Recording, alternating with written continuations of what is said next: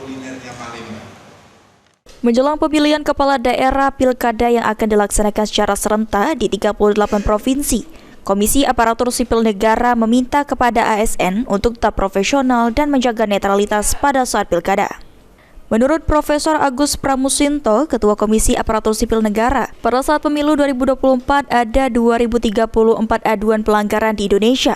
Sementara di Sumatera Selatan tercatat ada 5 aduan pelanggaran yang dilakukan oleh ASN dengan pelanggaran melakukan mobilisasi dan memberikan komentar di media sosial. Untuk itu, pada saat pelaksanaan pilkada, ASN diminta untuk tidak terlibat dalam politik praktis dengan cara mendukung salah satu calon kepala daerah. Apabila terjadi pelanggaran yang dilakukan oleh ASN, maka akan diberikan sanksi berdasarkan pelanggaran yang dilakukan, mulai dari sanksi ringan hingga ke berat dengan pemberhentian tidak hormat.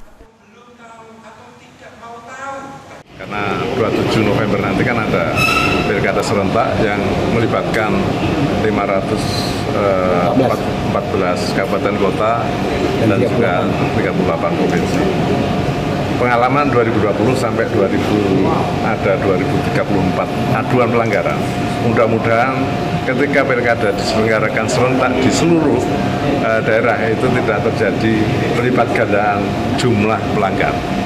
Karena itu memang ini upaya bersama-sama untuk mencegah agar ASN betul-betul profesional dan hak suara hanya diberikan di bilik saja. Sementara Sekretaris Daerah Provinsi Sumatera Selatan Supriyono berharap pada saat pilkada, ASN di Provinsi Sumatera Selatan tetap menjaga netralitas dan menjaga iklim yang kondusif.